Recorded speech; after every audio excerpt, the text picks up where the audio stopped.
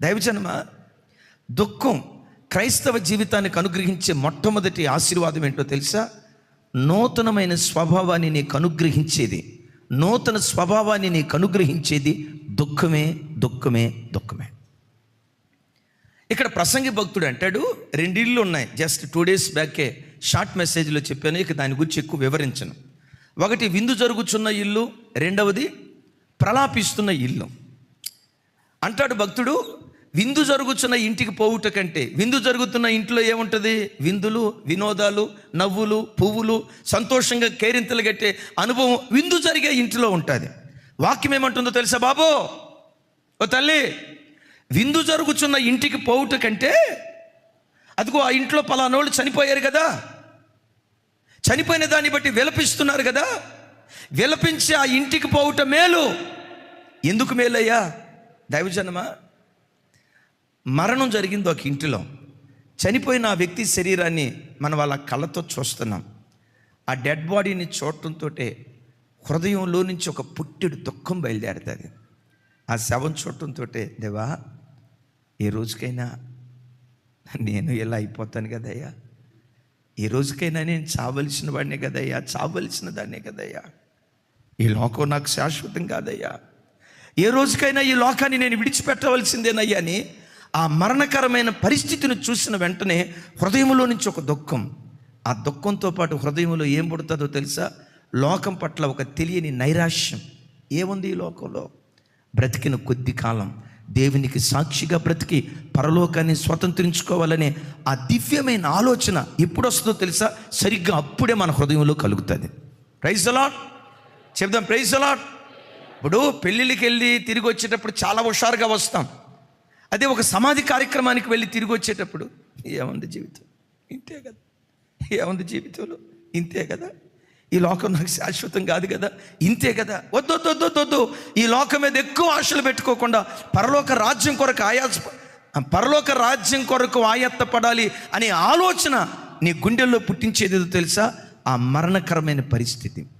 ఆ దుఃఖం తెలియకుండా నీ హృదయాన్ని గుణపరచడం ప్రారంభిస్తుంది. చప్పలు కొట్టి దేవునికి స్తోత్రాలు చెప్తా. మరొకసారి నాతో కలిసి మాట చెప్పండి. ఖిన్నమైన ముఖము, మరొకసారి, ఖిన్నమైన ముఖము హృదయాన్ని గుణపరుస్తుంది. హృదయాన్ని గుణపరిచే శక్తి దేనిలో ఉంది అంటే, దుఃఖంతో కూడుకున్న ముఖంలో అది దాగి ఉన్నట్లుగా దేవుని యొక్క లేఖనం అంటుంది. అయితే దైవజనమా, దేవుని బిడ్డలుగా మనం లోక సంబంధమైన వాటి కొరకు దుఃఖపడిన దానికంటే అపోస్తులైన పౌలు గారు కొరింథీ సంఘానికి ఉత్తరం రాస్తూ, శరీర సంబంధమైన దుఃఖం మరణాన్ని కలుగు చేస్తుంది, ఆత్మ సంబంధమైన దుఃఖం రక్షణార్థమైన మారు మనస్సును కలుగు చేస్తుంది అని వాక్యంలో రాయబడి ఉంది. దేని కొరకు మనం దుఃఖపడాలి? మన పాపస్థితి కొరకు. దేని కొరకు మనం ఏడవాలి? మన భక్తిహీనత కొరకు. దేని కొరకు కన్నీళ్లు కార్చాలి? దేవునికి ఆయాసకరంగా నువ్వు జీవించిన నీ జీవితాన్ని బట్టి దేవుని సన్నిధిలో మోకరించి నువ్వు దుఃఖపడుతూ ప్రార్థన చేస్తే అద్భుతం తెలుసా? ఆ దుఃఖం నీ హృదయాన్ని గుణపరచడం ప్రారంభిస్తుంది. పరిశుద్ధ గ్రంథమైన బైబిల్లో ఓ పెద్ద ఆయన యేసు ప్రభును తన ఇంటికి భోజనానికి పిలిచాడు. ఆ భోజనానికి ముందు డెఫినెట్గా ప్రార్థన జరిగి ఉంటుంది, పాటలు పాడి ఉంటారు, వాక్యం చెప్పి ఉంటారు. ఎస్, అందరూ భోజనానికి కూర్చున్నారు. ఆ భోజనాన్ని కూర్చున్న వాళ్ళందరిలో, అబ్బా, ఈ మటన్ బిర్యానీ చాలా బాగుంది, ఈ దమ్ బిర్యానీ చాలా బాగుంది, ఆ గమ్ బిర్యానీ చాలా బాగుంది, ఈ కబాబ్ చాలా బాగుంది, అబ్బా ఈ ఫ్రై చాలా బాగుంది, ఓహో ఇది అచ్చం నెయ్యిలోనే వేపాడట తొందరగా పోవటానికి, అచ్చం నెయ్యిలోనే వేపాడట, అబ్బాబ్బాబ్బా ఎంత బాగుందని అక్కడ వండించినటువంటి వంటకాలను గురించి మాట్లాడుతున్నారు, ఆ గ్రాండ్ ఫంక్షన్ గురించి మాట్లాడుతున్నాడు. ఆ ఇంట్లో కూర్చున్న యేసు ప్రభు వేటిని గురించి మాట్లాడకుండా తన పాప స్థితి విషయమై యేసయ్య కాళ్ళ మీద పడి పశ్చాత్తాపడి ఏడుస్తున్న ఒక పాపాత్మురాలు గురించి ప్రభు మాట్లాడుతున్నాడు. అంటే భోజనాల మీద దేవుడు మనసు పెట్టలా. వాళ్ళేం ప్రసంగం అట్లా ఉంది ఇట్లా ఉందని ప్రసంగాల గురించి మాట్లాడుకుంటున్నారు. ఇంకొకళ్ళేం వంటలు అట్లా ఉన్నాయి ఇట్లా ఉన్నాయి వంటల గురించి మాట్లాడుకుంటున్నారు. దైవజనమా, మరికొందరు వాళ్ళు చేసినటువంటి ఏర్పాట్ల గురించి మాట్లాడుతున్నారు. కానీ దేవుని మనసు ఎవరి మీదకి వెళ్ళిందో తెలుసా? తన పాప విషయమై పశ్చాత్తాపడుతున్న ఒక పాపాత్మురాలి మీదకి వెళ్ళింది. ఆ తల్లి ఎంత ఏడ్చిందో తెలుసా? ఆ తల్లి ఎంత ఏడ్చిందో తెలుసా? కన్నీళ్లతో యేసయ్య పాదాలు కడిగిందట, కన్నీళ్లతో.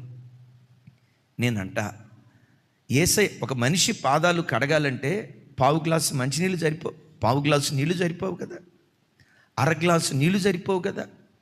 కన్నీళ్లతో యేసయ్య పాదాలు తాను కడిగిందంటే ఎంత ఏడ్చుంటుందో, ఎంత ప్రలాపించుంటుందో, ఎంత దుఃఖపడి ఉంటుందో. ఆ తల్లి కాచిన కన్నీళ్ళే అపవిత్రురాలిని పవిత్రురాలైనటువంటి కన్యకగా మార్చివేసింది. ఆ తర్వాత గొప్ప సువార్థికురాలైంది. యేసుక్రీస్తు యొక్క అడుగుజాడలను వెంబడించే ఒక అద్భుతమైన సువార్థికురాలిగా తాను మార్చబట్టానికి కారణం ఏంటో తెలుసా? దైవ సన్నిధిలో తాను కాచిన కన్నీళ్లు. ఏ కన్నీళ్లు? పశ్చాత్తాపపు కన్నీళ్లు తన బ్రతుకును మార్చాయి. ఒకప్పుడు పాపాత్మురాలు అన్నారు, ఇప్పుడేమంటారు తెలుసా? గొప్ప సువార్థికురాలు, పవిత్రురాలైన కన్యక. ఒక అద్భుతమైన సాక్ష్యం ప్రజల మధ్యలో పొందుకుంది.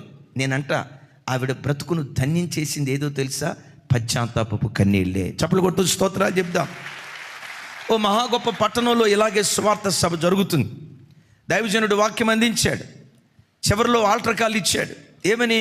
మీలో ఎవరెవరు దేవునికి ఆయాసకరంగా గత కాలాల్లో బ్రతికారో మీ పాపాన్ని విడిచిపెట్టి ప్రభు తట్టు తిరగండి, ఇకనైనా నీతిగా బ్రతకండి, దేవుని సన్నిధిలో తీర్మానం చేసుకోండి అని ఆ ఆల్టర్ కాల్ ఇస్తూ ఉంటే అనేక మంది బిడ్డలు నిలవబడిన వాళ్ళు పశ్చాత్తాపడి ఏడుస్తున్నారట. ఏడుస్తూ ఉంటుండగా దైవజనుడు పిలిపించాడు. ఎవరెవరైతే పాపస్థితిని బట్టి పశ్చాత్తాపడుతున్నారో వాళ్ళందరూ ముందుకు పరిగెత్తుకుంటారండి, దైవ సన్నిధికి పరిగెత్తుకుంటారండి. మీ కొరకు నేను ప్రార్థన చేస్తాను అని చెప్తా ఉంటే ఈ వాక్యం ప్రజల మధ్యలోకి రాకుండా చెట్ల చాటున అంత దూరాన ఉండి చెట్ల చాటున దాక్కుని వాక్యం వింటున్న ఒక మనుషుడు ఆ మాట వినటంతో తీర్మానం చేసుకున్న వాళ్ళు పరిగెత్తుకుంటారండి. ఇక మీద దేవుని కొరకు బ్రతకాలని ఆశపడుతున్న బిడ్డలు పరిగెత్తుకుంటా ముందుకు రండి అని ఆ దైవజనుడు ఆల్టర్ కాల్ ఇస్తే చెట్ల చాటును దాక్కున్నటువంటి యవనస్తుడు పరుగు పరుగున ముందుకొచ్చి ప్రజలను దాటుకుంటూ ఫుల్ ఫీట్ దగ్గరికి వచ్చి ఆ ఫుల్ ఫీట్ ఎదురుగా నేల మీద గుండెలు బాదుకుంటూ ఏడుస్తున్నాడట, నేల చరుస్తూ ఏడుస్తున్నాడట. పాపాత్ముడయ్యా, నా గ్రామంలో నా అంత దౌర్భాగ్యుడు ఇంకొకరు ఎవరూ లేరయ్యా, నాలాంటి నీచుడు ఇంకొకరు ఎవరూ లేరయ్యా. కన్న తండ్రి అన్నాడు, రేయ్ నువ్వు చస్తే నా కుటుంబం బాగుపడిద్దిరా అన్నాడు. అలాగే నా తండ్రిని నేను నిందించట్లేదు, నా బ్రతుకు అలాంటి దౌర్భాగ్యపు బ్రతుకు, ఈ రోజు నుంచి నేను మారతానయ్యా, ప్రభు కొరకు జీవిస్తానయ్యా అని రొమ్ము కొట్టుకుంటూ దేవుని సన్నిధిలో ప్రలాపించి ఏడుస్తున్నాడట. చుట్టూతో ఉన్న వాళ్ళలో కొంతమంది, ఈడ పశ్చాత్తాపడేది, ఈడు బ్రతుకు మనకు తెలియదా, మొదదాకా వేసిన వేషాలు ఏంటి, ఇప్పుడు గార్చే కన్నీళ్ళు ఏంటి, ఈ పరిగమనలోడా ఇక్కడ వచ్చి ఓ పేద భక్తుల్లాగా దేవుని సన్నిధిలో కన్నీళ్లు గారుస్తుంది, ఈడు రోత బ్రతుకు మనకు తెలియదా, ఎవరితో ఏం ఇవన్నీ మనకు తెలియదా, ఇలాంటి పాపాత్ముడు మన దగ్గర ఏడ్చేదని కొంతమంది అతను చూసి నవ్వుకుంటున్నారు, ఎగతాళిగా మాట్లాడుతున్నారు. ఈ యవనస్తుడు మాత్రం ఎవరిని పట్టించుకోక, దేవా ఇక నుంచి నీ కొరకు బ్రతుకుతానయ్యా, నన్ను మార్చయ్యా, నేను తీసుకున్న నిర్ణయంలో స్థిరంగా బ్రతికేటట్లుగా ప్రభువా నన్ను బలపరచని వెక్కి ఏడుస్తూ ఉంటే దైవ సేవకుడు దిగొచ్చాడు. ఈయన పశ్చాత్తాపాన్ని చూసి, నా కుమారుడా, రాబోయే కాలంలో ఒక గొప్ప దైవ సేవకుడిగా దేవుడు నిన్ను వాడుకోబోతున్నాడు, కొన్ని జాతులకు దీవెన కారణంగా మారబోతున్నాడని పశ్చాత్తాపాన్ని చూసి ఆశీర్వదించాడట. ఆ తర్వాత యవనస్తుడు మారాడు, తెలుగు రాష్ట్రాల్లో గొప్ప దైవ సేవకుడిగా ఎప్పటికీ వాడబడుతున్నాడు. ఆయన ఎవరో అని మీరు ఇన్వెస్టిగేషన్ చేయాల్సిన అవసరం లేదు. ఆయన ఎవరో కాదు, మన ఆత్మీయ తండ్రి దైవజనులు రాజశేఖరయ్య గారు. తమ్ముడు, చెల్లి, ఈరోజు వాక్యం వింటున్న నీ బ్రతుకులో నీవెలా బ్రతుకుతున్నావో, నీ జీవితం ఏంటో, నీ చీకటి బ్రతుకేంటో, నీ రోత బ్రతికేంటో నీకు బాగా తెలుసు. ఎక్కడ దేవునికి ఆయాసకరంగా బ్రతికావో, దేవుని గాయాలు మరలా పదే ఎక్కడ రేపుతూ వచ్చావో, భక్తిపరురాలిగా నీవు నటించకుండా, భక్తిపరుడిగా వేషం వేసుకోకుండా, ఆ పాపాత్మురాలు యేసయ్య పాదాల మీద పడి తన పాపస్థితిని బట్టి ఎలా పశ్చాత్తాపడిందో, ఈరోజు నిజంగా నువ్వు అలా పశ్చాత్తాపడగలిగితే నీ చరిత్ర మార్చే రోజుగా ఈరోజు దేవుడు చేయబోతున్నాడు. నీ తలరాత మార్చిన రోజుగా ఈరోజు దేవుడు చేయబోతున్నాడు. నీ పాప స్వభావాన్ని మార్చగలిగిన శక్తి, నీ రోత జీవితాన్ని మార్చగలిగిన శక్తి, నీ దుర్నీతి బంధకాలను తెంచగలిగిన శక్తి పశ్చాత్తాపపు కన్నిటిలోనే దాగుంది అన్న సంగతిని వెరిగి నీ ప్రక్కన ఎవరు కూర్చున్నారు, పట్టించుకోకు. నీ ఎదుట ఎవరున్నారు, పట్టించుకోకు. నేను పెద్దగా ఏడిస్తే, పెద్దగా అరిస్తే నన్ను చూసి నవ్వుకుంటారేమో, వీడేం పాపం చేశాడు అనుకుంటారేమో అని ఆత్మదేవుడు నీ హృదయాన్ని రేపుతూ ఉంటే అణుచుకోకుండా దేవుని సన్నిధిలో పాపాత్మురాలు పశ్చాత్తాపడినట్లుగా పశ్చాత్తాపడితే ఈ పశ్చాత్తాపం నూతన స్వభావాన్ని నీకు అనుగ్రహిస్తుంది. పాత పురుషుడు సమాధి చేయబడేటట్లు, నీలో నుంచి ఒక నవీన పురుషుడు బయలుదేరేటట్లుగా నిన్ను బలపరచగలిగిన శక్తి దుఃఖముతో కూడుకున్న ప్రార్థనలో దాగుంది. ఇప్పుడు నేనంట, దుఃఖపడివాడు ధన్యుడు కాదా? ఈ లోకంలో 7 అంతస్తుల భవంతి కలిగిన దానికంటే, అమరావతి దగ్గర 1 ఎకరం పొలం కొన్న దానికంటే, హైటెక్ సిటీ దగ్గర 3 బెడ్రూమ్ ఫ్లాట్లు 10 కొన్నదానికంటే నూతన స్వభావంతో బ్రతకటానికి మించిన ధన్యత క్రైస్తవ జీవితంలో మరొకటి ఏదీ లేదా. Praise the lord.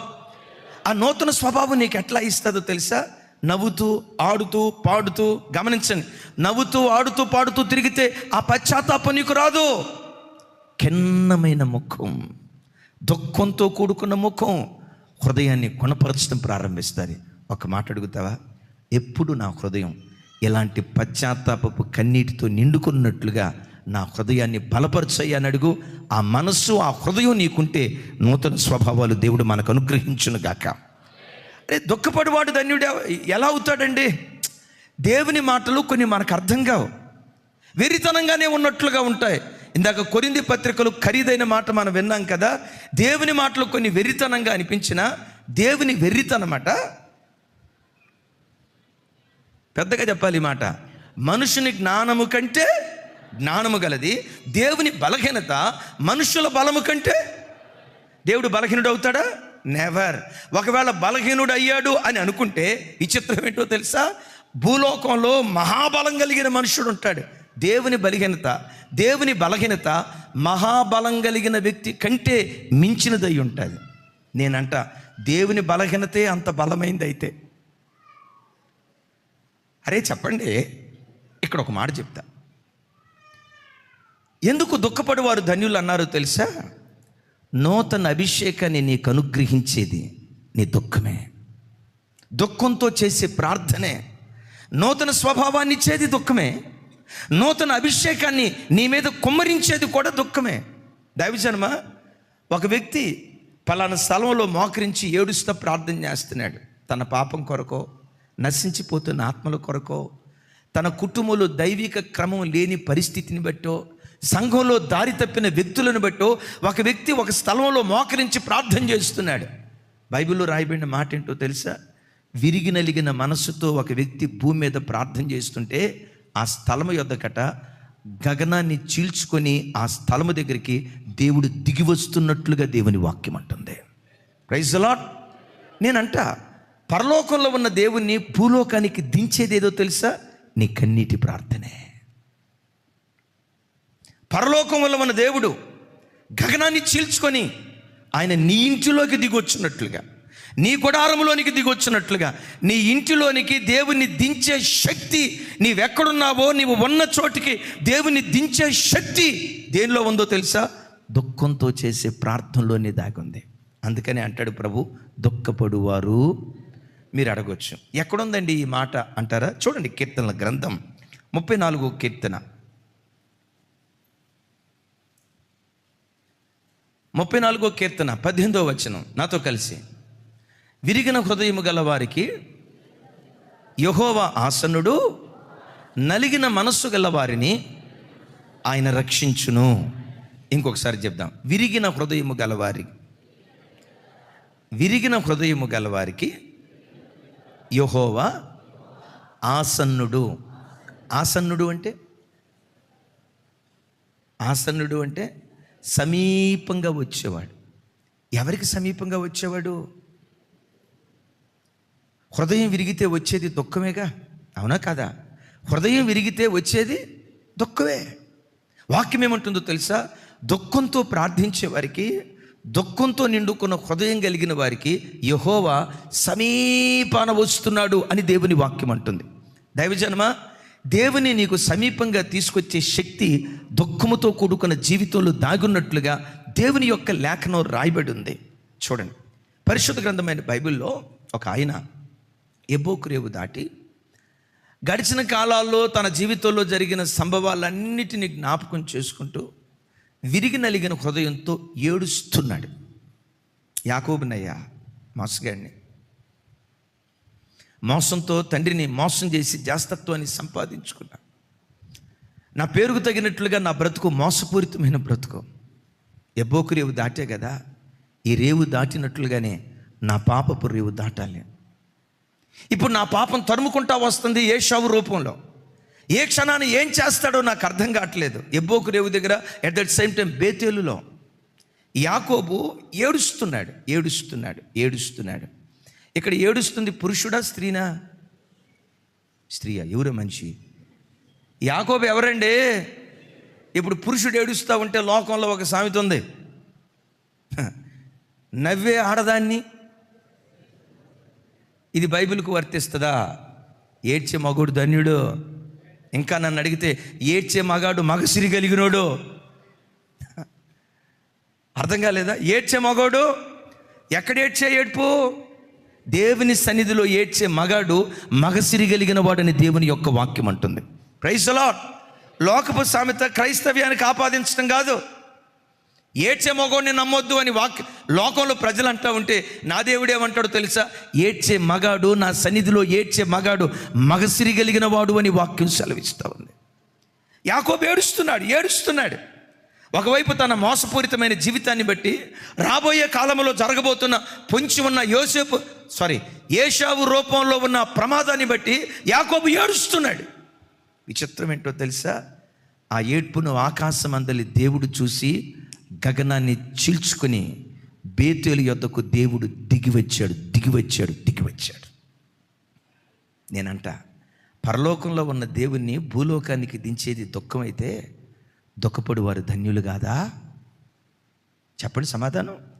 దుఃఖపడి ఎవరిని దించుతుంది? చెప్పాలి, ఎవరిని దించుతుంది? సాక్షాత్తు దేవదేవుణ్ణి భూలోకానికి దించే శక్తి దేనిలో ఉంది అంటే దుఃఖంతో విరిగి నలిగిన హృదయంతో చేసే ప్రార్థనలో దాగున్నట్లుగా వాక్యం సెలవిస్తుంది. దీని గురించే హోషేయ గ్రంథంలో రాయబడి ఉంటుంది ఈ మాట. చూడండి, హోషేయ గ్రంథం 12వ అధ్యాయం 3-4 వచనాలు నాతో కలిసి చెప్పండి. తల్లి గర్భమందు యాకోబు తన సహోదరుని మడిమను పట్టుకునేను, మగసిరి గలవాడై అతడు దేవునితో పోరాడెను. అతడు దూతతో పోరాడి జయమందెను. అతడు కన్నీరు విడిచి అతని బతిమాలుకొనెను. బేతేలులో ఆయన అతనికి ప్రత్యక్షమాయెను. అక్కడ ఆయన మనతో మాట్లాడాను. చప్పట్లు కొడితే యేసయ్యకు స్తోత్రాలు చెప్దాం. నాతో కలిసి మాట చెప్పండి ఇంకొకసారి. అతడు దూతతో పోరాడి జయమందెను. అతడు కన్నీరు విడిచి అతని బతిమాలుకొనెను. బేతేలులో ఆయన అతనికి ప్రత్యక్షమాయను. మిమ్మల్ని అడుగుతా, ఎక్కడ ప్రత్యక్షమయ్యాడట? ఎవరికి? ఎందుకు ప్రత్యక్షమయ్యాడు? కన్నీళ్లు విడుస్తూ ప్రార్థించాడు గనుక దేవుని ప్రత్యక్షత యాకోబుకు కలిగింది. దైవజనమ, దైవ ప్రత్యక్షత నీకు కావాలంటే, ఒక నూతన అభిషేకాన్ని నీ బ్రతుకులో నువ్వు పొందుకోవాలంటే, దేవుడు నీకు సమీపంగా రావాలంటే దుఃఖంతో దేవుని సన్నిధిలో ప్రార్థించేవాడిగా దేవుడు బలపరచును గాక. గట్టిగా చెప్దాం ఆమేన్. ఇక్కడ నాకు అర్థం కాని ఒక విషయం మీతో పంచుకుంటా. ఆత్మదేవుడు ఓ రకంగా చెప్పాలంటే గడిచిన రాత్రే నాకు బయలుపరిచిన విషయం. దూత యాకోబు దగ్గరకు వచ్చాడు. ఎబ్బోకు రేవు దగ్గర కానీ బేతేల్లో కానీ యాకోబు దగ్గరకు వచ్చిన ఆ ప్రధాన దూత ఎవరై అంటే మన ఆరాధ్య దైవం ప్రభు అయిన యేసుక్రీస్తు వారు. ఆమేన్. నేను మిమ్మల్ని అడుగుతా, మీరు నా వైపు చూసి సమాధానం చెప్పాలి. యాకోబు యేసుక్రీస్తు వారి పాదాలు పట్టుకొని నన్ను ఆశీర్వదించయ్యా అన్నాడు. యాకోబా నేను తర్వాత ఆశీర్వదిస్తాను, నేను వెళ్ళిపోతాను అంటే యాకోబు దేవుని వదిలిపెట్టకుండా గట్టిగా పట్టుకున్నాడట. ఈ పోరాటం మధ్యలో యాకోబు గెలిచాడా, దేవుని దూత గెలిచిందా? చెప్పాలి. యాకోబు గెలిచాడా, దేవుని దూత గెలిచాడా? యాకోబుని విడిపించుకొని యాకోబుని విడిపించుకొని దేవుని దూత బయటికి వెళ్ళలేకపోయిందట. అంటే నేను ఇక్కడ ఒక మాట అంట, మనిషి బంధిస్తే బంధించబడి అంత మనిషి బంధిస్తే బంధించబడే అంత బలహీనుడా దేవుని దూత? మనుషుని పట్టును మనుషుని యొక్క పిడికిల్ని విడిచి బయటికి వెళ్ళిపోలేనంత బలహీనుడా దేవుని యొక్క దూత? వాస్తవంగా దేవుని దూతను గురించి వాక్యంలో చూస్తే ఒక్క దూత 185,000 మందిని రాత్రికి రాత్రి చంపింది. ఈ దూత ఎవరు? యాకోబుకు ప్రత్యక్షమైన దూత, మన ఆరాధ్య దైవం యేసుక్రీస్తు ప్రభువారు. యేసుక్రీస్తుని గురించి వాక్యం ఏమంటుంది? ఆశ్చర్యకరుడు, ఆలోచనకర్త. ఒకవేళ మీరు అనుకోవచ్చు, ఒక మాట అనుకుందాం, యాకోబుకు ప్రత్యక్షం అయ్యేసరికి యేసుప్రభు కాస్త బలహీనుడు అయిపోయి ఉంటాడండి, కాస్త వీక్. ఇప్పుడు మనకు కూడా బలంగా ఉన్న రోజు ఉంటుంది, బలహీనంగా ఉండే రోజు ఉంటుంది. డ్యూటీకి వెళ్ళేటప్పుడు ముఖం కళకళలాడుతూ ఉంటుంది, డ్యూటీ నుంచి వచ్చేటప్పుడు వరద బాధితులు వచ్చినట్టు వస్తాం, ముఖాలు మారిపోతూ ఉంటాయి కదా. ఒక ఆయన అంటాడు, యాకోబు పిడికిల్ని దేవుడు ఎందుకు విడిపించుకోలేకపోయాడంటే ఆ సమయంలో దేవుడు కాస్త బలహీనం అయిపోయి ఉంటాడు, నీరసపడి ఉంటాడు. అదే నిజమైతే వాక్యం ఏమంటుందో తెలుసా? దేవుని బలహీనత మనుషుని బలం కంటే బలమైనది అంటాడు. విన్నారు ఈ మాట? దేవుని బలహీనత నిజంగా మీరు అనుకున్నట్లుగా ఆ రోజు దేవుడు వీక్ అయ్యాడు, నిజమే అయ్యాడు అనుకోండి. దేవుడు బలహీనుడు అయితే ఎంత బలహీనుడంట? మనుషుని బలము కంటే దేవుని బలహీనత బలమైనది అంటాడు. అంటే ఇక్కడ యాకోబు గట్టిగా పట్టుకున్నందువల్ల కాదు దేవుడు విడిపించుకోలేనిది. ఈ దేవుడు ఎవరో తెలుసా? కన్నీటిని దాటి వెళ్ళని మనసున్న మహా గొప్ప దేవుడు. దేన్నైనా దాటి వెళ్తాడేమో. అలాగని అలా ప్రార్థన చేయొద్దని నేను అంటలా. అరుపులతో కేకలతో చేసే ప్రార్థన ఒకవేళ దాటి వెళ్ళిపోతాడేమో కానీ ఆయన ప్రజలు ఆయన సన్నిధిలో మోకరించి కన్నీళ్లు విడుస్తూ ఉంటే ఆ కన్నీటి చుక్కలు దేవుని బంధించడం ప్రారంభిస్తాయి. ఆ కన్నీటి చుక్కలు దేవుని బంధించి కన్నీటి చుక్కలు విడిచే స్థలములో నుండి దేవుడు దాటి వెళ్ళలేడు. అది దేవుని వాక్యం సెలవిస్తుంది. చూడండి, డ్యూటీకి బయలుదేరారు. వచ్చాడు మనోడు దిగంబర స్వామి, చిన్నపిల్లడు వచ్చాడు. ఇక డ్యూటీకి వెళ్తుంటే అడ్డుపడి డాడీ డాడీ డాడీ డాడీ ఏడుస్తూ ఉన్నాడు. వాడు ఎట్టా ఏడుస్తున్నాడంటే ఇక ట్యాప్ ఓపెన్ చేస్తే బడబడ నీళ్లు గారినట్లుగా అడ్డం పడి ఏడుస్తున్నాడు. డాడీ డాడీ అని ఏడుస్తున్నాడు. వెళ్ళే మీరు వాడి ఏడుపు చూసి ఏం చేస్తారు? ఏడుపు కొట్టు మొఖం వాడ శుభమా అంట. డ్యూటీకి వెళ్తుంటే అని అంటారా? అని ఎత్తుకొని, లేదు నాన్న 10 నిమిషాల్లో వస్తా నాన్న, అట్లా వెళ్ళి ఇట్లా వస్తా నాన్న అని వెళ్ళేవారు ఆగుతారా లేదా? సుధాకర్ అన్న గుర్తొచ్చినట్టు నవ్వుకుంటున్నాడు, వాళ్ళ మనవరాలు గుర్తొచ్చినట్టున్నారు. చూడండి, ఆ కన్నీటి చుక్కలు మనల్ని ఆపుతాయో లేదా? నిన్ను ఆపుతాయో లేవో నాకు తెలియదు, కానీ నీ దేవుని మాత్రం నీ కన్నీటి చుక్కలు ఆపగలుగుతాయి. ఆపటం కాదు, పరలోకమందలి దేవుని భూలోకానికి దించగలిగిన శక్తి దుఃఖంలోనే దాగి ఉంది. ఇప్పుడు అడుగుతా, దుఃఖపడేవారు ధన్యులా కాదా? చెప్పాలి. దుఃఖపడేవారు ధన్యులా కాదా? నూతన స్వభావాన్ని అనుగ్రహించేది దుఃఖమే, నూతన అభిషేకాన్ని నీ మీద కొమ్మరించేది దుఃఖమే. వాటన్నిటికి మించి బైబిల్లో మరో దివ్యమైన మాట ఏంటి? మనం బుద్ధిహీనంగా బ్రతుకుతాం లోకంలో కొన్ని సందర్భాల్లో. వాక్యం ఇదని తెలిసినా కొన్నిసార్లు తెలిసి పొరపాటు చేస్తాం, కొన్నిసార్లు చేస్తాం. ఒక అద్భుతం తెలుసా? పొరపాటు చేసినప్పుడు దేవుడు పాపాన్ని అస్సలు క్షమించలేడు, సహించలేడు.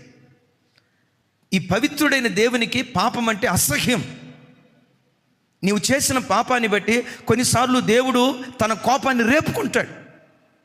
ఎన్నిసార్లు మాట్లాడినా, ఎన్నిసార్లు గతించినా వీడు మారడే, ఎన్నిసార్లు బుద్ధి చెప్పినా ఈ బిడ్డ మారదే, ఎన్నిసార్లు హెచ్చరించినా తన జీవితాన్ని మార్చుకోదే, ఎంత గద్దించినా ఎంత వాక్యం చెప్పినా పరివర్తన లేకుండా బ్రతుకుతుంది, పాత రోత జీవితంగానే బ్రతుకుతుంది అని కరుడు కట్టిన మన స్థితిని బట్టి దేవుడు కొన్నిసార్లు కోపగించుకొని వీడికి బుద్ధి చెప్పాలంటే ఇదిగో ఇలా శిక్షించాలి, ఈవిడికి బుద్ధి రావాలంటే ఇదిగో ఈ రీతిగా నేను గుణపాఠం చెప్పాలని కొన్నిసార్లు మన బుద్ధిహీనతను బట్టి మన జీవితంలో కీడును అనుమతించాలని దేవుడు నిర్ణయం తీసుకుంటాడు. విచిత్రం ఏంటో తెలుసా? దేవుని కోపాన్ని చల్లార్చగలిగిన శక్తి దుఃఖముతో కూడుకున్న ప్రార్థనలో దాగి ఉంటుంది. అంతకు మించి చెప్పమంటారా? దేవుని మనస్సును నిర్ణయాలను మార్చగలిగిన శక్తి కూడా దుఃఖంతో కూడుకున్న ప్రార్థనలో దాగి ఉంటుంది. చప్పట్లు కొట్టు స్తోత్రాలు చెప్దాం. అవునా? అవును, యోనా ప్రవక్తను పంపించాడు. నినివే పట్టణస్తులారా, మీ నడత, మీ పడక నా దృష్టికి దుర్మార్గంగా కనపడుతుంది, సహించలేకపోతున్నా. మీ క్రూరమైన జీవితాన్ని నేను తట్టుకోలేకపోతున్నా. మరి ఏమంటావయ్యా? ఇంకో 40 రోజుల్లో ఈ పట్టణం సమూలంగా నాశనం కాబోతుంది. యోనా, నీవు ఆ పట్టణానికి వెళ్ళి ఈ మాట చెప్పు, 40 రోజుల్లోపు ఈ పట్టణం వినాశనం కాబోతుంది, ఈ సంగతి తెలియచేయి అన్నాడు. దైవజనమా, ఇక్కడ ఒక మాట మేము మీతో పంచుకుంటా. నినివే పట్టణం ఇశ్రాయేలీయులకు చెందింది కాదు. మరోసారి, నినివే పట్టణంలో బ్రతికే ప్రజలు ఇశ్రాయేలీయులు కాదు. మరి ఎవరు? అష్షూరీయులు. అష్షూరు సామ్రాజ్యానికి ముఖ్య పట్టణం నినివే, మహా గొప్ప పట్టణం. ఆ రోజుల్లోనే ఆ పట్టణం ఎలాంటిదో తెలుసా? మీతో పంచుకుంటా. ఆ పట్టణం ఎలాంటిదో తెలుసా? 3 దినాలు ప్రయాణం చేస్తే కానీ ఈ చివరి నుంచి ఆ చివరికి వెళ్తామంట. ఎన్ని దినాలు చెప్పాలమ్మా? చెప్పాలి. అంటే ఈ కాలంలో హైదరాబాద్ పట్టణం, తమిడా హైదరాబాద్ పట్టణం ఎంత పెద్దదో ఆ రోజుల్లో నినివే పట్టణం అంత పెద్దది. 185,000 మంది కంటే ఎక్కువ ఉన్న పట్టణం.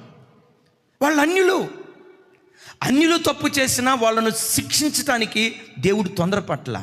నేను ఎప్పుడు చెప్తా కదా, కోపగించడానికి దేవుడు నిదానించేవాడు, తన వాత్సల్యాన్ని కుమ్మరించడానికి మాత్రం వేగిరపడే మనసున్న గొప్ప దేవుడు ఆయన. ఒక అన్యున్నే శిక్షించడానికి దేవుడు మనస్సు లేక యోనా ప్రవక్తను పంపించాడు. మీ నడత మార్చుకోండి, ఈ పట్టణం మీదకి ఉగ్రత రాబోతుందని, రాబోయే కాలంలో జరగబోతున్న ఉగ్రతను గూర్చి నినివే పట్టణస్తులకు దేవుడు హెచ్చరించాడు. బైబిల్లో రాయబడిన మాట ఏంటో తెలుసా? రాజు మొదలుకొని చెరసాలలో ఉన్న ఖైదీ వరకు గోనెపట్ట కట్టుకొని దేవుని సన్నిధిలో మోకరించి వారి దోషం విషయమై నెత్తి మీద బూడిద పోసుకొని ప్రలాపిస్తూ ఏడ్చారట. ఎప్పుడైతే వాళ్ళు పశ్చాత్తాపడి దుఃఖంతో దేవుని సన్నిధిలో ప్రార్థన చేస్తున్నారో, దేవుడు తన నిర్ణయాన్ని మార్చుకొని నినివే పట్టణాన్ని శిక్షించకుండా ఆ నినివే పట్టణం మీద తన వాత్సల్యాన్ని దేవుడు కుమ్మరింపచేశాడు. దైవజనమా, దేవుని వాత్సల్యం నువ్వు పొందుకోవాలనుకుంటున్నావా? దేవుని కనికరం నువ్వు పొందుకోవాలనుకుంటున్నావా? ఆ దయగలిగిన దేవుడు తన వాత్సల్యాన్ని, తన ప్రేమను నీ మీద కుమ్మరించాలని అనుకుంటున్నావా? ఒకవేళ నీ జీవితంలో గడిచిన దినాల్లో దేవుని కోపం నీ కుటుంబం మీద మండుతూ ఉంటే, దేవుని ఉగ్రత గడిచిన దినాల్లో నువ్వు అనుభవిస్తూ ఉంటే, దేవుని శాంతపరచగలిగిన శక్తి, దేవుని నిర్ణయాలను మార్చగలిగిన శక్తి దుఃఖంతో కూడుకున్న నీ ప్రార్థనలో దాగుందే. చెబుతాం గట్టిగా ఆమెన్. ఇక్కడ నినివే పట్టణ ప్రజల విషయంలో నేను మిమ్మల్ని అడుగుతా, దేవుడు తన నిర్ణయాన్ని మార్చుకున్నాడా లేదా? దేవుడు అండి చాలా స్థిరప్రజ్ఞుడు. మనిషిలాగా కొంతమంది అంటారు, ఒక తల్లి చెప్తుంది, అన్నయ్య మా ఆయనతో ఏగలేకపోతున్నాను అన్నయ్య, ఆయన మారేటట్టుగా ప్రార్థన చేయండి అన్నయ్య అంది. ఏంటమ్మా ఏమైందన్న? ఏం చెబుతున్నా అన్నయ్య నా బాధ, ఏం చెబుతున్నాను? సరే చెప్పావు కదమ్మా, మరి ఏంటో చెప్పామంటే ఏం చెబుతున్నా అన్నయ్య, గంటకు ఒక మాట, గడికో నిర్ణయం. ఇప్పుడు మాట కాసేపుడికి ఉండదు, కాసేపుడి మాట తర్వాత ఉండదు అన్నయ్య, వేగలేకపోతున్నాను అన్నయ్య. ఆ బిడ్డ అన్న మాట ఏంటో తెలుసా? గంటకో మాట, గడికో నిర్ణయం. ఏంటమ్మా అన్నాను. కాఫీ తీసుకురా అంటాడు. సరే రెండో రోజు కూడా కాఫీ తీసుకొని వస్తే, నిన్న కాఫీ తీసుకొచ్చావు, ఈరోజు కూడా కాఫీ అన్నా, టీ పెట్టుకురా అంటాడంట.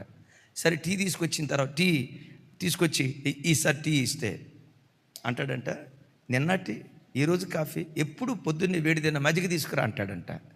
సరే మజ్జిగ అంటున్నాడు కదా అని ఈ 2 తీసుకెళ్ళి ఆ తర్వాత మజ్జిగ తీసుకొచ్చింది అనుకోండి, రెండో రోజు అంటాడంట, అసలు ఎవడైనా సనసున్నవాడు ఎవడైనా పొద్దున్నే మజ్జిగ తాగుతాడా?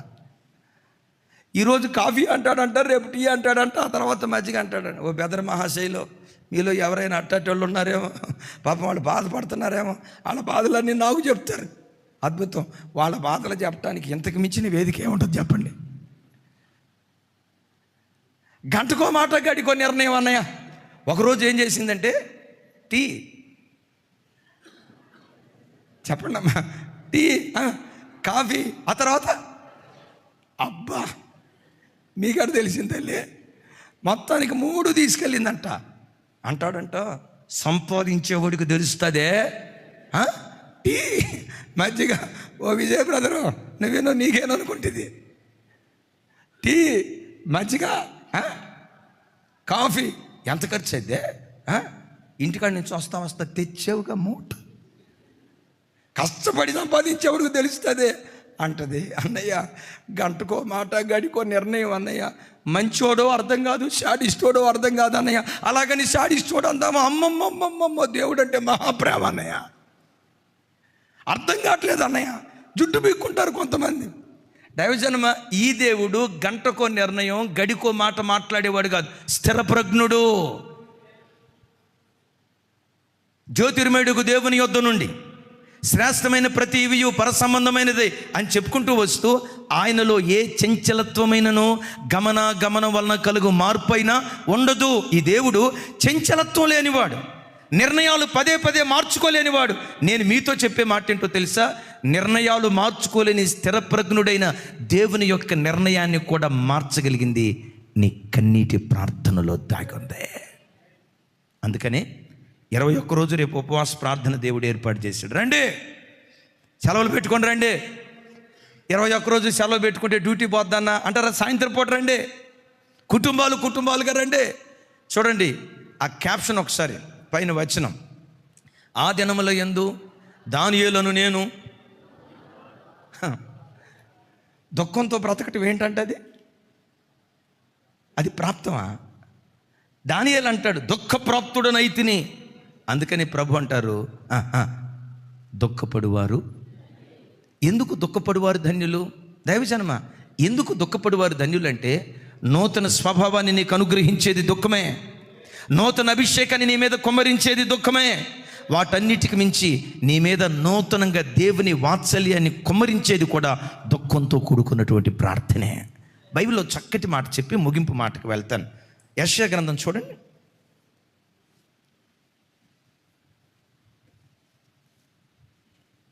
యెషయా గ్రంథం 12వ అధ్యాయం మొదటి 2 వచనాలు. సరే, మొదటి వచనం చూద్దాం. నాతో కలిసి చెప్పండి. ఆ దినమున మీరిలాగందురు, యెహోవా నీవు నా మీద కోపపడితివి, నీ కోపము చల్లారెను, నిన్ను స్తుతించుచున్నాను, నీవు నన్ను ఆదరించుచున్నావు.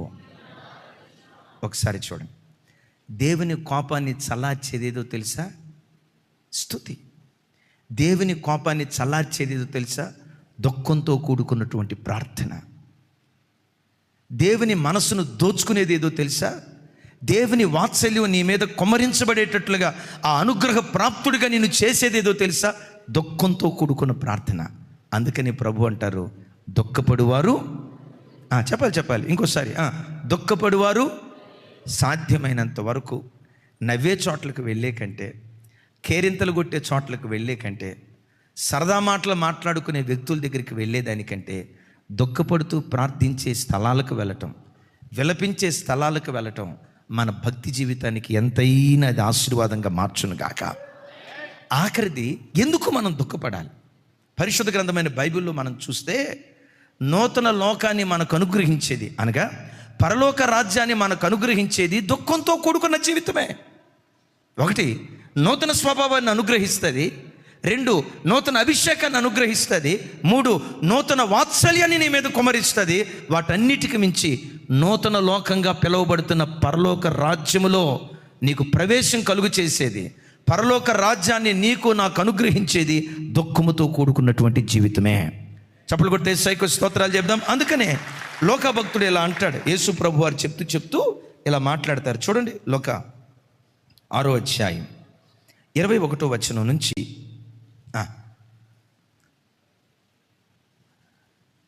నాతో కలిసి చెప్పండి. ఇప్పుడు ఆకలి గొనుచున్న మీరు ధన్యులు, మీరు తృప్తిపరచబడుదురు. ఇప్పుడు ఏడ్చుచున్న మీరు ధన్యులు, మీరు నవ్వుదురు. ఎప్పుడు?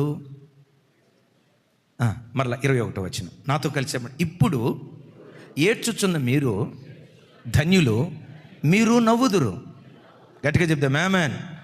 ఇప్పుడు ఏడ్చుచున్న మీరు ధన్యులు. మీరు ఈ ఆరాధనకు వచ్చిన బిడ్డలారా, మీలో ఎవరైనా కొన్ని సమస్యలను బట్టి ఏడుస్తూ ఈ స్థలానికి వస్తే, నేను శాపగ్రస్తురాలనయ్యా, అందుకే నాకు ఈ దుఃఖం, నా కర్మయ్య, అందుకే నా బ్రతుకులో ఈ బాధ అని ఇంతకాలం అనుకుంటూ వచ్చే, ఇంతకాలం అలా నువ్వు అనుకుంటూ వస్తే ఈరోజు ఒక కొత్త మాట నువ్వు అనుకో.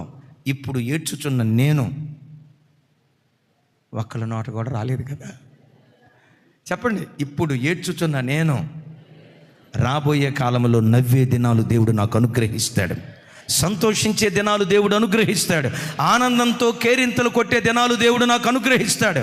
సాయంకాలము ఏడ్పు వచ్చి రాత్రంతా ఉండిన ఉదయమున నా దేవుడు నాకు సంతోషం కలుగు చేయబోతున్నాడు. ఇప్పుడు ఏడుస్తున్నా నిజమే, ఏడ్పు శాశ్వత కాలం ఉండదు. ఇప్పుడు దుఃఖపడుతున్నా నిజమే, దుఃఖం శాశ్వత కాలం ఉండదు. ఇప్పుడు ఏడ్చుచున్న నా బ్రతుకులో నవ్వే దినాలు దేవుడు అనుగ్రహించబోతున్నాడు అని ప్రభుని నిత్యము మనం స్తుతించుదుంగాక. దీన్ని 2 కోణాల్లో చెప్తాను. దైవజనమా, ఇప్పుడు ఏడ్చుచున్న మీరు ధన్యులు. అంటే అన్నయ్య, ఈ భూలోకంలో బ్రతికిన కాలం అంతా ఏడ్పే దేవుడు మనకిస్తాడా? ఈ దేవుడు ఎవరో తెలుసా? ఇహమందు నీ నోటి నిండా నవ్వును పుట్టిస్తాడు, పరలోకంలోనూ నీ నోటి నిండా నవ్వును పుట్టిస్తాడు. ఏడ్పే నా జీవితంలో రాశాడా అని అనుకోవద్దు. గమనించండి, జకర్యా గ్రంథంలో రాసి ఉంటుంది, ఈ దేవుడు దుఃఖ సముద్రాన్ని దాటింప చేసే దేవుడు అంటాడు. ఏ దేవుడు ఈయన? చాలదు పెద్దగా చెప్పండి. ఏ దేవుడు ఈయన? దుఃఖ సముద్రాన్ని దాటింప చేసే దేవుడు. అంటే దుఃఖ సముద్రం, పసిఫిక్ మహాసముద్రం, అరేబియా మహాసముద్రం, హిందూ మహాసముద్రం, ఈ పేర్లు విన్నాం, కానీ దుఃఖ సముద్రం ఎక్కడుంది? ఈ పేరు నేను వినలేదే. దుఃఖ సముద్రం ఎక్కడుందో తెలుసా? నీ గుండెల్లో నీ గూడు కట్టుకుని ఉంది. ఎవరికి చెప్పుకోవాలో అర్థం కాక హృదయం విప్పితే సంద్రంలో ఎన్ని నీళ్లుంటాయో అంతకు మించిన కన్నీరు, దుఃఖం ఒకవేళ నీ గుండెల్లో ఉంటే నీవు ఆరాధించే నీ దేవుడు ఎవరో తెలుసా? రాగల కాలంలో ఈ దుఃఖ సముద్రాన్ని దేవుడు దాటింప చేయబోతున్నాడు. నీ దుఃఖ సముద్రాన్ని దేవుడు దాటింప చేయబోతున్నాడు. నీ దుఃఖానికి కారణం ఏదైనా, కడుపును పుట్టిన బిడ్డ అయినా, ఏ బిడ్డను బట్టి ఏడ్చావో అదే బిడ్డను బట్టి నవ్వే రోజులు ఈ భూమి మీద దేవుడు నీకు అనుగ్రహిస్తాడు.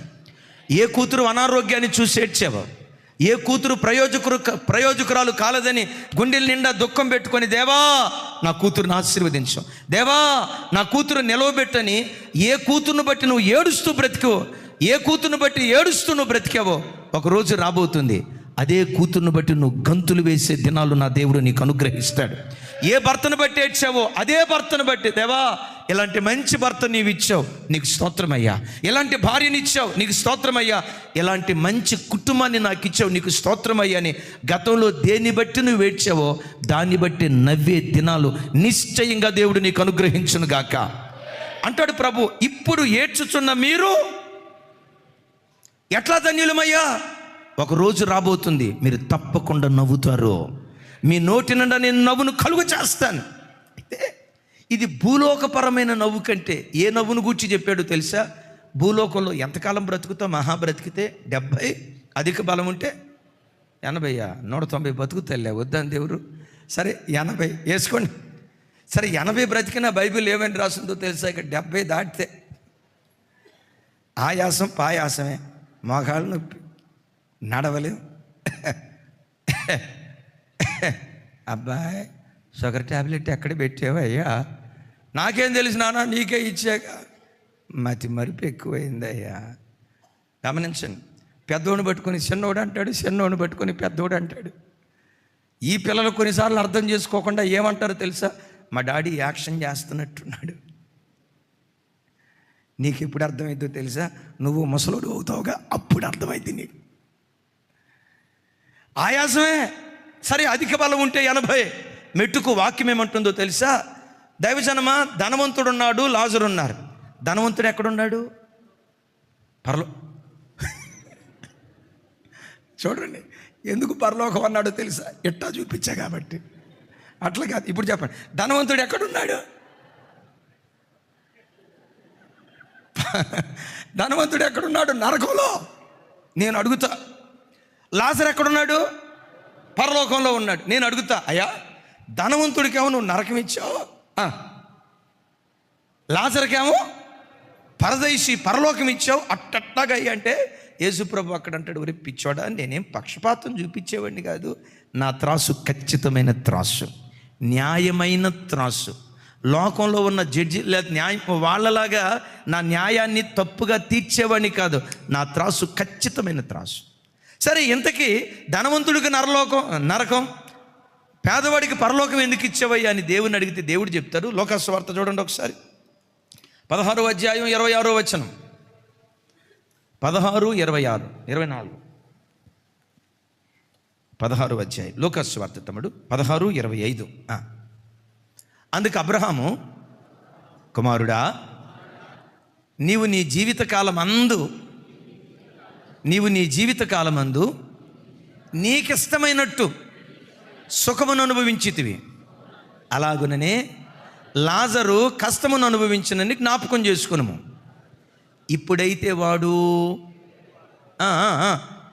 ఇజ్రాయెల్, ఇప్పుడైతే వాడు చదువు,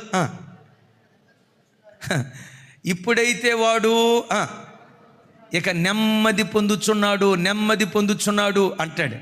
ఏనండి దైవజనమా, ధనవంతుడు లోకంలో ఉన్నప్పుడు గమనించండి, వాడు తనకిష్టం వచ్చినట్లుగా సుఖాన్ని అనుభవించాడు. సుఖాన్ని అనుభవించడం తప్పు కాదు, నీకిష్టం వచ్చినట్లు సుఖాన్ని అనుభవించడం తప్పు. మరోసారి ఈ మాట చెప్పంటారా? సుఖాన్ని అనుభవించడం తప్పు కాదు, నీకిష్టం వచ్చినట్లుగా సుఖాన్ని అనుభవించడం తప్పు. సుఖం కూడా దేవుని వాక్య ప్రామాణిక ప్రకారమే యేసు నామములో ఉండునుగాక. గట్టిగా చెప్దాం ఆమేన్. సరే, ఇక ఆ లోతులకు నేను వెళ్ళట్లేదు.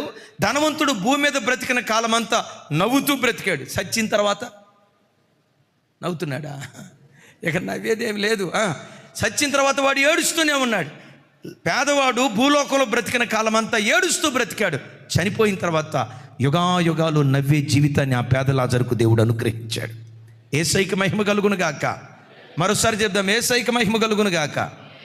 దుఃఖాన్ని అనుభవించడం శాపం కాదు, అది ఒక ధన్యతగా ఎంచు. దుఃఖాన్ని అనుభవించడం అది దేవుని ఉగ్రతగా నువ్వు ఎంచుకోకు. ఆ దుఃఖం వెనుక దేవునికి ఒక గొప్ప ప్రణాళిక ఉంది. ఏంటో తెలుసా? నంబర్ 1, నూతన స్వభావం నీకు ఇస్తుంది. నంబర్ 2, నూతన అభిషేకాన్ని నీకు ఇస్తుంది. నంబర్ 3, నూతన వాత్సల్యాన్ని నీకు ఇస్తుంది. వీటన్నిటికి మించి పరలోక రాజ్యంలో నువ్వు అడుగు పెట్టేటట్లుగా పరలోక రాజ్య వారసుడిగా నిన్ను మార్చేది దుఃఖంతో కూడుకున్నటువంటి ప్రార్థనే. అందుకనే యాకోబు భక్తుడు ఒక్క మాట అంటాడు, అది చదువుకుని ప్రార్థన చేసుకుందాం. చూడండి, యాకోబు పత్రిక 4వ అధ్యాయం 9, 10 వచనాలు.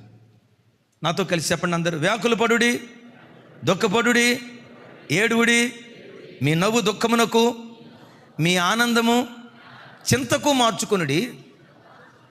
ప్రభు దృష్టికి మిమ్మల్ని మీరు తగ్గించుకొనుడి, అప్పుడు ఆయన మిమ్మల్ని హెచ్చించును. 9వ వచనం మరొకసారి చూడండి. వ్యాకుల పడుడి, ఏం చేయమంటాడు? చెప్పాలి. వ్యాకుల పడుడి, తర్వాత దుఃఖపడుడి.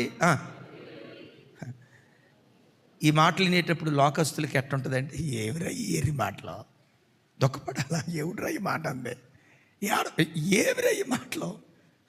మీ సంతోషాన్ని, మీ నవ్వును దుఃఖంగా మార్చుకోండి, మీ ఆనందాన్ని చింతగా మార్చుకోండి అంటున్నాడు. అయ్యా, దేనికి మార్చుకోవాలయ్యా? మీ ఆనందాన్ని దుఃఖంగా మార్చుకోండి, మీ సంతోషాన్ని ఏడ్పుగా మార్చుకోండి. ఏడుబడి, వ్యాకులపడుడి, దుఃఖపడుడి, ప్రలాపించుడి అంటాడు. అలా ప్రలాపిస్తూ ప్రభు దృష్టికి నిన్ను నువ్వు తగ్గించుకుంటే పరలోక రాజ్యానికి దేవుడు మనల్ని హెచ్చిస్తాడు.